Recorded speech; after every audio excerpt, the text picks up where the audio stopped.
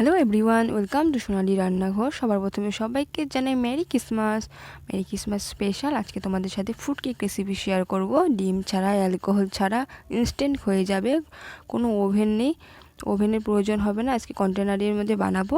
কিভাবে বানাই সেটাই সম্পূর্ণ ভিডিওটা দেখতে থাকো। আর আমার চ্যানেল নতুন হয়ে থাকলে please like, share and subscribe করে দিয়ে পাশে থাকার জন্য অনুরোধ রইল। চলো তাহলে রেসিপিটা শুরু করি। তোমরাও প্লিজ একটু হাতে সময় নিয়ে দেখতে থাকো। তো প্রথমে একটা আমি মিক্সিং বোল নিয়ে নিয়েছি, তাতে কিছুটা ড্রাই ফ্রুটস আমি চপ করে নিয়েছি। তার মধ্যে এখানে খেজুর নিয়েছি, বীজ ছাড়িয়ে ছোটো ছোটো করে কেটে নিয়েছি। কিশমিশ নিয়ে নিয়েছি, কাজু বাদাম আমি এখানে ছোটো ছোটো করে কেটে নিয়েছি। টুটি ফুটি নিয়েছি রেড কালারে, তোমরা কালারিং মিক্সও দিতে পারো। আমার কাছে রেড কালারই অ্যাভেলেবেল ছিল, সেজন্য রেড কালারটাই ব্যবহার করলাম। চেরিগুলো এখানে ছোটো ছোটো করে কেটে নিয়েছি। আলমন্ড বাদামও এখানে কাট করে নিয়েছি।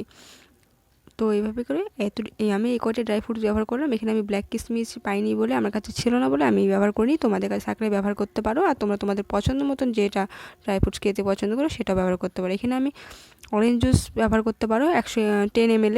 আর এখানে আমার কাছে অরেঞ্জ জুস পাইনি বলে সেজন্য আমি ম্যাঙ্গো জুস দিয়ে করেছি। ম্যাঙ্গো জুস দিয়েও খেতে ভালো হয়, তোমরা সেটা দিয়ে করতে পারো। তারপর এখানে আমি এক বাটি চিনি নিয়েছি, মেজারমেন্ট কাপের 1 কাপ হবে। আর দালচিনি পরে এক্সট্রা ব্যবহার করবো না, দিকে 2 টুকরো দালচিনি, 3টে এলাচ দিয়ে গুঁড়ো করে নিয়েছি। তারপরে নেক্সট একটা মিক্সিং বলে আমি এখানে হাফ কাপ দুধ, half cup refined oil, fresh refined oil, কোনো স্মেল যেন থাকে না।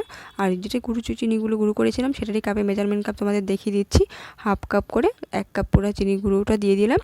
ভালো করে গুঁড়ো হয়েছে পরে ভালো করে দেখুন লাম্পস লাগবে না, এইভাবে করে ভালো করে মিশিয়ে নিতে হবে। তারপর 1 চামচ ভ্যানিলা এসেন্স দিয়ে দিচ্ছি। আচ্ছা, 1 কাপ বলতে এখানে মেজারমেন্ট কাপ 235 ml, আর হাফ কাপ বলতে 120 ml। তো তোমরা এই মেজারমেন্টটা ঠিক মতন মনে রাখবে, তাহলে কিন্তু পারফেক্টভাবে কেকটা তৈরি হবে। বাকি আমার শুকনো উপকরণগুলো এখন ব্যবহার করব। এখানে মেজারমেন্ট কাপের 2 কাপ আমি ময়দা নিয়েছি, তোমাদের সুবিধা অনুযায়ী বাটি ব্যবহার করেছি। আর এখানে ব্যবহার করলাম 2 চামচ মিল্ক পাউডার, সামান্য একটু নুন দিয়ে দিলাম। নুন দিয়ে ভালো করে কিন্তু আমি মিশিয়ে নেব ড্রাই উপকরণগুলোর সাথে। তো এখানে ভালো করে মেশানো হয়ে গেলে দেখো কোনো লাম্প ছাড়াই কিন্তু কোনো লাম্পস নেই, ভালো করে স্মুথলি আমাদের একটা ব্যাটার তৈরি হয়ে গেছে কেকের জন্য। এইভাবে করে ভালো করেই কিন্তু ব্যাটারটা স্মুথলি তোমার পেস্ট করে নেবে। তারপর এখানে ভিজিয়ে রাখা ড্রাই ফ্রুটসগুলো আমি এখানে দিয়ে দিলাম। এখানে আমি 30 মিনিট ড্রাই ফ্রুটসগুলো ভিজিয়ে রেখেছিলাম, 30 মিনিটের জন্য রেস্টে রেখে দিয়েছি। এই সময়টুকু পারফেক্ট হবে তোমাদের ড্রাই ফ্রুটসগুলো ভিজিয়ে রাখার জন্য। তারপর দেখো এই ড্রাই ফ্রুটসের সাথেও কিন্তু বাকি শুকনো উপকরণগুলোর সাথে কেকের ব্যাটারটা মিক্স করে নেব ভালো করে। তো মেশানো হয়ে গেছে, এবার আমরা নেক্সট প্রসেস করব। সেটা আমি প্রথমে আমি আলাদা করে রেখে দিই সাইডে করে। আমি এবার ক্যারামেল বানিয়ে নেব। তার জন্য এখানে আমি 1 কাপ চিনি ব্যবহার করেছি। 1 কাপ চিনির জন্য এখানে প্রথমে আমি তার আগে কড়াইটাকে প্রথমে গরম করে নিয়েছি মিডিয়াম ফ্লেমে। ফ্লেমটাকে অবশ্যই মিডিয়াম রাখবে। আস্তে আস্তে চিনিগুলো যখন গলতে শুরু করবে, তারপরে এখানে কিন্তু তারপরে হাতা বা খুন্তির সাহায্যে নাড়িয়ে নেবে। অনবরত এখানে নাড়িয়ে নিতে হবে। তারপরে 1 কাপ চিনির জন্য এখানে হাফ কাপ আমি জল ব্যবহার করেছি। জল দিয়ে ভালো করে গুলিয়ে নিতে হবে, যত পর্যন্ত চিনিগুলো গলে না যায় ভালো করে অনবরত মিশিয়ে নিতে হবে। এখানে ফ্রুট কেক বানানোর জন্য আমাদের কালারটা একদম পারফেক্টভাবে তৈরি হয়ে গেছে। তোমরা যদি প্লাম কেক বানাতে চাও তার জন্য কিন্তু আর একটু ডার্ক করতে পারো। আমি এতটুকুই দেখলাম। তারপরে কিন্তু ক্যারামেলটা ঠান্ডা করে নিতে হবে। তারপরে কেকের ব্যাটারের সাথে আমি কিন্তু ক্যারামেলটা দিয়ে দিলাম। ঠান্ডা হয়ে যাওয়ার পর কিন্তু অবশ্যই ঠান্ডা করে কিন্তু দিতে হবে। তারপরে সবগুলো কিন্তু আবারও ভালো করে মিশিয়ে নিতে হবে। পারফেক্টলি মেশানো হয়ে গেছে। আর হ্যাঁ, এদিকে খেয়াল রাখবে এটা যেন ব্যাটারটা কিন্তু কেকের ব্যাটার পাতলা না হয়, এরকম কিন্তু ঠিক থাকবে। তারপরে সাইডে রেখে নিয়ে তারপর আমরা কেক টিনটা রেডি করে নিচ্ছি। এখানে আমি কন্টেনার ব্যবহার করছি। সবার কাছে যেহেতু কেক মোল্ড থাকে না, সেজন্য এটা কিন্তু দোকানে অ্যাভেলেবেল পাওয়া যায়, যে কোনো দোকানেই পাওয়া যায়। তো তোমরা এসের জন্য সবার ক্ষেত্রে সুবিধার জন্য আজকে আমি এই কন্টেনারের মধ্যেই বানাবো। প্রথমে আমি অল্প সাদা তেল ব্রাশ করে নিচ্ছি। তোমরা এই তেলটা বা ময়দা গুঁড়োটা স্কিপ করতে পারো। ময়দাটা প্রায় স্কিপই করবে তোমরা।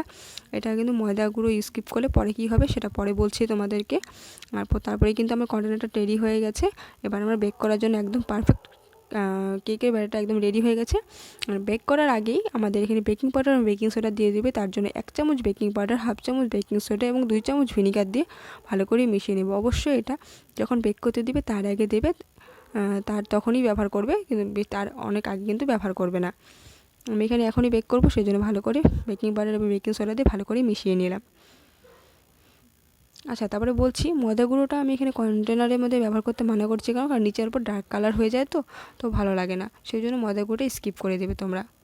আমি এখানে ব্যবহার করেছি বলে তোমাদেরকে দেখিয়ে দিলাম, কোনো কিছু বাদ দিইনি। আমি যা যেভাবে প্রসেসে বানিয়েছি তোমাদেরকে সমস্তটাই আমি দেখিয়ে দিলাম। এইভাবে করে একবার বানিয়ে দেখো, তারপর আমাকে কমেন্টে ফিডব্যাকে এসে জানিও যে কেমন হয়েছে কেকের রেসিপিটা।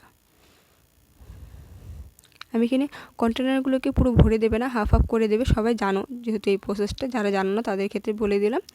এখানে হাফ করে কন্টেনারটা আমি ভরে দিয়েছি, দেখতে পাচ্ছ। তারপর ট্যাপ করে দেবে। আবার এখানে আমি কিছু ড্রাই ফ্রুটস, পছন্দের মতন ড্রাই ফ্রুটস এখানে আমি সাজিয়ে দেবো। তোমরা তোমাদের পছন্দ মতো ড্রাই ফ্রুটস দিয়ে কিন্তু সাজিয়ে দেবে, যেহেতু ক্রিসমাস স্পেশাল বানাচ্ছি। তো ফ্রুট কেক বলতে ড্রাই ফ্রুটস তো অবশ্যই দিতে হবে, নাহলে কিন্তু কেকটা দেখতে ভালো লাগবে না। উপর দিয়ে সৌন্দর্যের জন্য ড্রাই ফ্রুটসগুলো আমি ভরে সাজিয়ে দিলাম। আচ্ছা, তোমরা দেখেই বুঝতে পারছো কতটা সহজ কিভাবে করে বানাচ্ছি। এভাবে করে অবশ্যই একবার বাড়িতে বানিয়ে দেখো, খুব ঝটপট হয়ে যায়, তাড়াতাড়ি হয়ে যায়।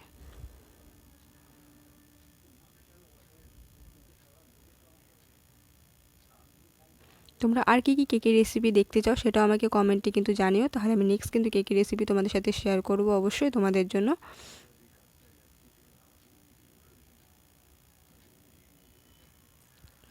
কেকটা যেহেতু সাজাতে ভালো লাগে, তাই এই জায়গাটা কিন্তু কোনো স্কিপ না করি তোমাদের সাথে সমস্তটা আমি দেখিয়ে দিলাম। তো এখানে আমাদের একদম বেক করার জন্য রেডি হয়ে গেছে। তারপরে দেখো এখানে আমি একটা তাওয়া গরম করে নিয়েছি, মিডিয়াম ফ্লেমে প্রিহিট করে নিয়ে তার উপরে একটা স্ট্যান্ড বসিয়ে কিন্তু আমি কেক টিনটা দিয়ে দিয়েছি। এবার তার উপরে এখন বড় একটা গামলার সাহায্যে ঢেকে নেব। যেহেতু এই তাওয়া গামলা সবার ঘরে অ্যাভেলেবেল থাকে, তোমাদের কাছে এরকম স্ট্যান্ড না থাকলে পরে একটা বাটি ব্যবহার করতে পারো, ছোটো বাটি বা প্লেট দিয়েও কিন্তু এভাবে বেক করতে পারো। তারপরে এখানে আমি সসপ্যানটাও সেমভাবে কিন্তু আমি গরম করে নিয়েছি, অল্প লবণ দিয়ে হিট করে নিয়েছি, তারপর ঢাকনা দিয়ে। এই সসপ্যানে ডাইরেক্ট হিটে করলে পরে 30 মিনিট লাগবে কেকটা বেক হতে, আর তাওয়াতে করলে 45 to 50 মিনিট লাগবে। 30 মিনিট পর আমি সসপ্যানের কেকটা বানানো তোমাদের দেখাচ্ছি। দেখো কি পারফেক্টলিভাবে একদম তৈরি হয়ে গেছে।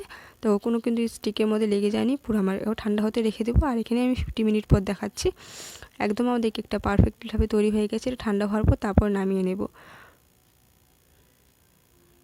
দেখো এটাও কিন্তু পারফেক্টলিভাবে তৈরি হয়ে গেছে, স্টিকে লেগে যায়নি। এটা ঠান্ডা হওয়ার জন্য ওয়েট করি আমরা অল্প, তারপর নামিয়ে নিচ্ছি। দেখো ঠান্ডা হয়ে যাওয়ার পর নামিয়ে নিচ্ছি। পুরোপুরি ঠান্ডা হওয়ার পরে কিন্তু কাটটা করবে, গরম অবস্থায় কাট করবে না। দেখো এখানে একাই দেখতে পাচ্ছ তোমরা কন্টেনারটার সাথে কীভাবে করে আলাদাভাবে আমাদের কোনো চাকুর সাহায্যে কিন্তু আমাদের এক্সট্রাভাবে আলাদা করতে লাগলো না, একাই কিন্তু দেখো ছেড়ে গেছে। আমি এটা ব্যবহার করবো না দেখে আমি কেচি দিয়ে কেটে নিলাম। দেখো কি সুন্দর একদম কিন্তু দেখো পারফেক্টলি দোকানের মতন তৈরি হয়ে গেছে। তোমাদেরকে কাট করেও দেখাচ্ছি। দেখো কি সুন্দর স্মুথলি একদম নরম স্পঞ্জি কিন্তু একদম আমাদের ক্রিসমাস স্পেশাল ফ্রুটস কেক একদম তৈরি।